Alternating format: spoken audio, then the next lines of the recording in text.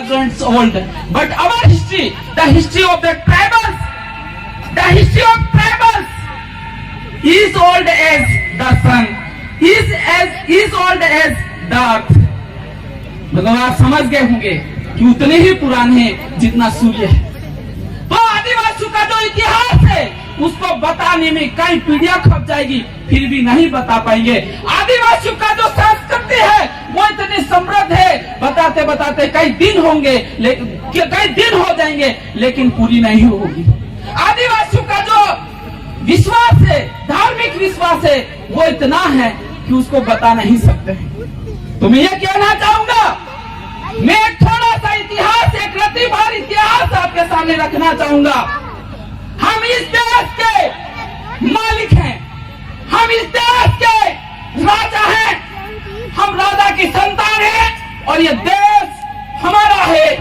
इस बात का प्रमाण दिल्ली का राजा दल्ला परमार और बांसवाड़ा का राजा बांसिया चरपोटा और डूंगरपुर का राजा डूंगर बरंडा भील और उदयपुर का राजा उदा खराड़ी, ये बात के साक्ष्य हैं। आप क्या सोच रहे होंगे कि हमारे प्रतापगढ़ किसी और ने शासन किया होगा? प्रतापगढ़ में प्रतापगढ़ का नाम नहीं आया। अरे हमारा भी वैसा ही गौरवशाली इतिहास रहा, हमारे पूर्वजों ने भी हमारे प्रतापगढ़ के ऊपर शासन किया था। मैं प्रतापगढ़ के अंतिम शासक का नाम बताना चाहूंगा, वो स्थानीय बोली के अंदर है पापड़ देव भील, और वैसे अब तोड़ मरोड़ के अगर बोलेंगे तो बाबरिया भील प्रतापगढ़ के अंतिम शासक थे और उन्होंने प्रतापगढ़ के अंदर शासन किया था। ये इसका प्रमाण कहाँ मिलेगा आपको? प्रतापगढ़ की जो तहसील है देवलिया के अंदर जाओगे तो उनका आज भी बाबर देव का आपको चबूतरा वहाँ शख्स रूप में मिल जाएगा, और वही शख्स ये कहेगा कि भील आदिवासियों का राज प्रतापगढ़ के अंदर रहा था और रहेगा।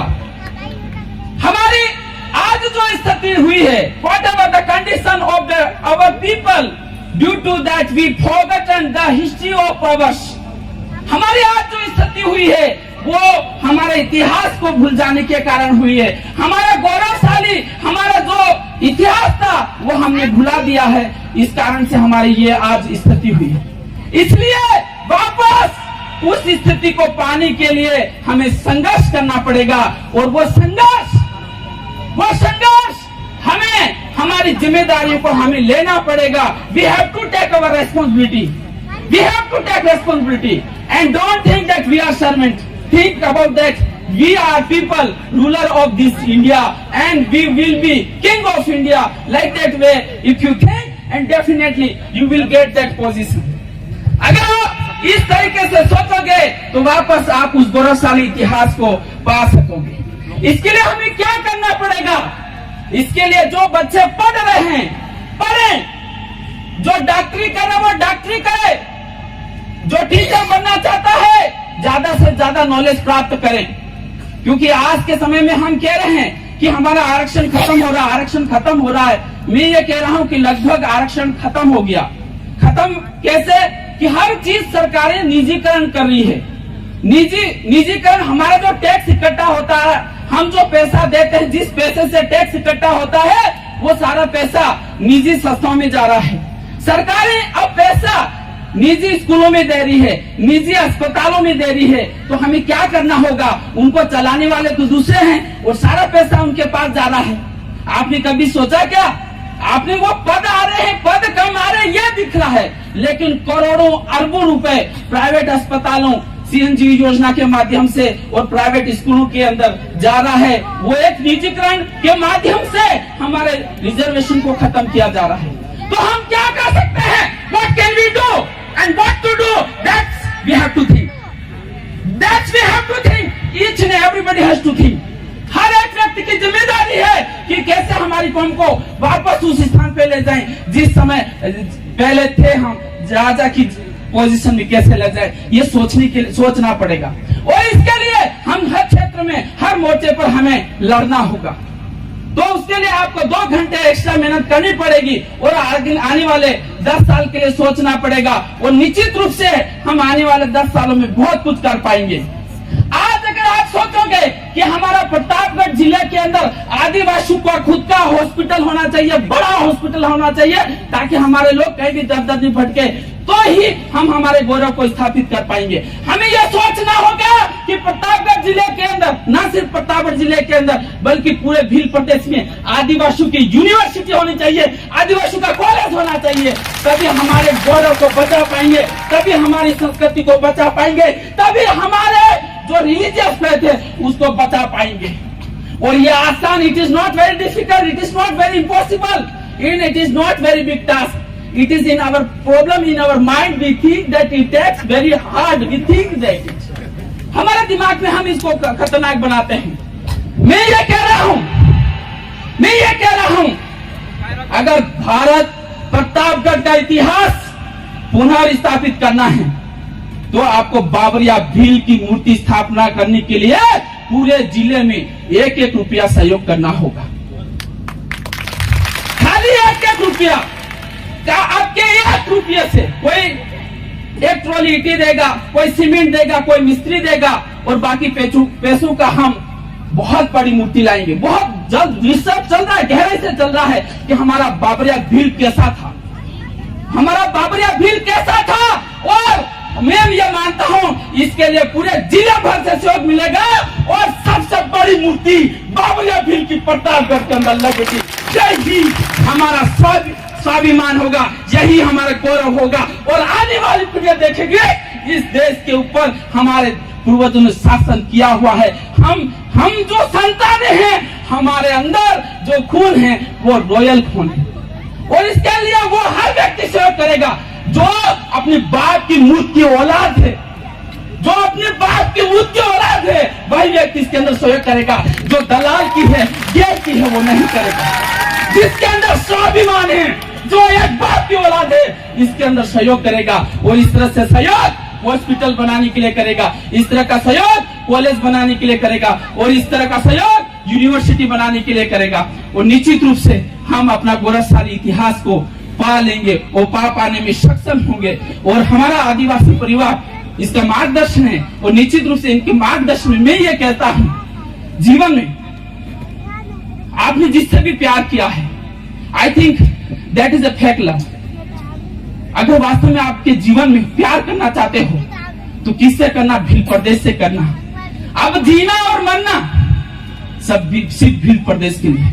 अभी लास्ट 10 महीने में हमारे प्रतापगढ़ जिले में 288 युवाओं ने आत्महत्या करके जिंदगी बर्बाद कर दी। कितने? 288 लड़के और लड़कियों ने खाली लास्ट 10 महीनों के अंदर। It is recorded in the police station and collected by the special agency, and we came to know that the youth and the girls and boys are losing their life behind the love. तुम किसका प्यार कर रहे हो? प्यार अगर करना है तो भील प्रदेश के लिए करिए। तो निश्चित रूप से आपका यह प्यार है वो हमेशा के लिए रहेगा। जब तक सूरज चांद रहेगा तब तक तुम्हारा प्यार भील प्रदेश रहेगा। ये सपना आपको देखता होगा। I am getting the message also to you, my message. My speech definitely. I won't disturb you. I will take only 2 minutes. Last. Because time limitation is, you know that everybody understands the value of the time, and I too understand the value of the time. Last में ये कहूँगा, हमारा short term जो गोल होना चाहिए वो ये होना चाहिए कि ट्राइबल एडवाइजरी कमेटी के लिए हमें संघर्ष करना पड़ेगा। जनजाति सलाहकार समिति के लिए हमें संघर्ष करना पड़ेगा। The president of the TSC as powerful as the chief minister of Rajasthan, as powerful as the prime minister of India, such power existed in the tribal advisory committee president. नहीं समझ में आया? Because I am speaking English, that's why you are thinking that what is he speaking? I am not able to understand. It's okay. मैं आपको हिंदी में बताता हूँ। Tribal जनजाति सलाहकार समिति का जो अध्यक्ष होता है उसके अंदर भारत के कानून की उतनी ताकत, संवैधानिक ताकत निहित होती है कि जितना राजस्थान का मुख्यमंत्री है, जितना इस देश का प्रधानमंत्री है, उतनी शक्ति ट्राइबल एडवाइजरी कमेटी के अध्यक्ष के अंदर निहित होती है। यानी कि ट्राइबल एडवाइजरी कमेटी के अध्यक्ष और उसकी कमेटी की सलाह के बिना इस ट्राइबल क्षेत्र के अंदर पत्ता भी नहीं हिल सकता है, इतना पावर है। और हमको मिसगाइड किया जाता है कि तुम कर रहे हो, क्या कर लोगे, तुम क्या मुख्यमंत्री बना लोगे। अरे जो मुख्यमंत्री जयपुर में बैठता है वो अपना मुख्यमंत्री नहीं है, जो प्रधानमंत्री दिल्ली के अंदर बैठता है वो नहीं है हमारा। वास्तव में अगर प्रधानमंत्री और मुख्यमंत्री की बात करते हो तो ट्राइबल एडवाइजरी कमेटी का अध्यक्ष होता वही होता है। इसलिए आपको मिसगाइड नहीं होना है, हमें सिर्फ और सिर्फ इसके लिए लड़ना है क्योंकि अभी तक लोकतंत्र धरातल पर लागू ही नहीं हुआ है। We are told by the many people that the constitution was implemented in 1950, 26 January in 1956। ऐसा कहा जाता ना, क्या कहा जाता है, भारत का जो संविधान है 26 जनवरी 1950 में लागू हो गया था, लेकिन मैं यहाँ कह रहा हूँ कि वो अभी तक लागू नहीं हुआ, वो अभी तक लागू नहीं हुआ। ये हमारा भ्रम है कि संविधान लागू हो चुका है। कैसे? लोकतंत्र के अंदर आदिवासियों के लिए एक अलग ही परिषद गठित है, वो आज तक गठित नहीं की गई, तो कौन सा संविधान लागू किया गया?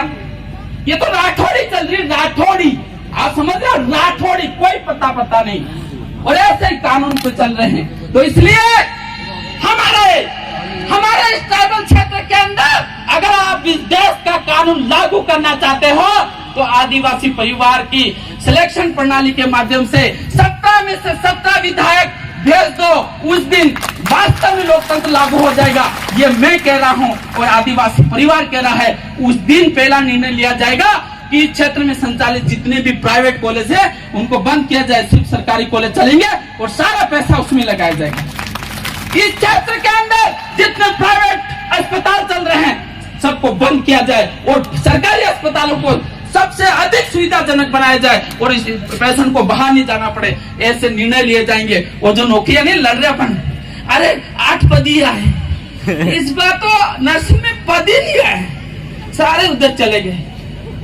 उसका क्या सॉल्यूशन है पता है? क्या सॉल्यूशन है? अभी तो मदारी की तरह हम ढोल बजा रहे हैं इधर उधर। उसका सॉल्यूशन है ट्राइबल एडवाइजरी कमेटी, वही अंतिम सॉल्यूशन है। Then you have to fight for that. You have to fight for that. If you really, यदि तुम वास्तव में अपने बच्चों से प्यार करते हो, यदि आप अपने बेटा बेटी से प्यार करते हो तो आज से इस संघर्ष में लागू हो जाएंगे, इस संघर्ष में लग जाएंगे कि हम किस तरह से ट्राइबल एडवाइजरी कमेटी में हम अपने 17 के 17 जनप्रतिनिधि भेजें, और यही सॉल्यूशन है, इसके अलावा कोई सॉल्यूशन नहीं। Thank you because he has given already ultimatum. You can't speak more in this. Okay, thank you. आप सबने मुझे सुना, ये स्टोरी भी बढ़िया लगी, मस्त। ऐसा इसलिए कह रहा हूँ, अपन दूसरे लोगों की ड्रेस से देखते हैं, नॉन ट्राइबल्स लोगों का जो पहनावा देखते हैं, और वास्तव में असली जो रूप है वो हमारी जो पहनावा है